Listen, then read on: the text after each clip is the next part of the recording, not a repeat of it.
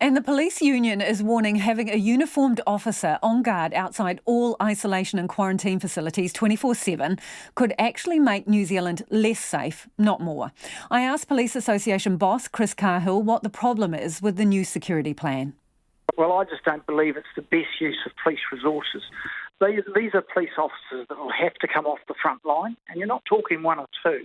Across all the quarantine facilities, it's probably going to take somewhere between 150 and 200 police officers.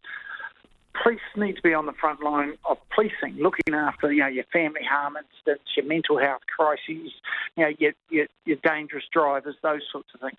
This is a job that can be done by aviation security staff, customs staff, immigration staff, those people that aren't fully utilised due to COVID issues that have created at the border. And policing can be called in when there is a significant issue of someone not following the rules. But we've only seen two people that appear to have breached those rules. So it's not an issue of having all these officers standing around waiting for that to happen. Aren't you the best people to keep the country safe, though? Isn't that what you do? Well, there's 400 military personnel deployed to this operation as well. And it's not like you've got a mass number of people refusing to remain in quarantine. The vast majority are following the rules and staying there. It's only one or two, and police can attend those incidents. But having police sitting at these quarantine facilities waiting for the one or two who don't obey the rules is not a good use of those police resources. You did do this kind of thing after the mosque shootings for reassurance. You posted police 24/7 outside various institutions around the country. So why not now? Well, that was quite different. That was to give people a reassurance against a danger of people with firearms or other threats to those communities. And that is clearly a police role. And the idea of bringing the military in to do that police role is different than actually bringing police officers in to do what is essentially a health role. It's not a police role. These people aren't in prison. They aren't captives. They're following rules under the Health Act and acts made around that. So it's quite a different scenario. So if it's not about safety, then what do you think it is about wanting to have a police officer there 24/7? Well, I think there's the degree of making it look that politicians are doing the utmost they can, and I understand that. And New Zealanders want the utmost to be done, but I don't believe that requires 24/7 police presence. The suitably trained staff that have been given the powers by the Director General of Health from the likes of aviation security, customs, immigration, that could do just as good a job, and defence.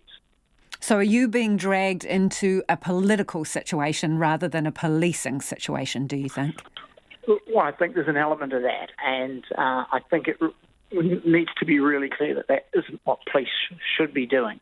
If there was a clear evidence that police powers were required regularly because people were trying to break the quarantine rules, that would be understandable. But there's no evidence supporting that. One or two people, and even then one of those would suggest they just walked off due to not a clear understanding of what was going on. There is plenty of other options that are available to be deployed, and in fact already are being deployed, given this 400 military personnel are actually deployed. Give them the powers, which I believe can be done by the Director General of Health. Well, are they up to the job? Because they've had two runners. I think you have to be realistic. Two runners out of thousands of people that have gone into quarantine isn't a great number. And my information is only one of those was probably deliberate, the other one was ignorance. So it's just making sure there's proper security around those by the military personnel, or, as I say, aviation security, could prevent that as it was. With your estimates at being around, the 200 mark, if you're having a police officer outside these facilities 24/7, can you give us a little bit of perspective? How much resource is that compared to other things that you might do?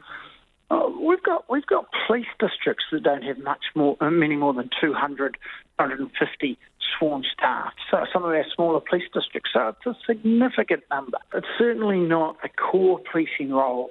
Is this going to put pressure on your resources? Oh, very much so. I mean, as simple as this, there will not be cops available to attend family harm incidents, to attend burglaries, to be on the roads patrolling for dangerous drivers. They have to come from somewhere, and that's the front line. That suggests we're going to be less safe as a consequence of this. That's a distinct possibility, and that's why I think it needs to be really looked at as to, every agency has an issue around how you deploy your resources and trying to prioritise things. I struggle to see this as a priority for police. Are you talking to anyone about it? Going to talk to the Minister?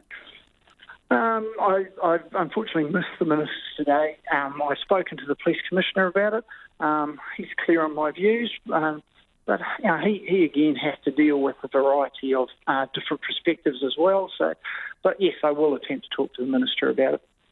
So are you in essence being deployed for a feel-good factor, to have a uniformed officer out the front and for political cover? Well, I think there's certainly an element of a feel-good factor. And the reality is that the best priority, to feel good, if it doesn't actually have a dramatic change on the security of those facilities. And I don't believe it does. And that was the head of the Police Association, Chris Cahill.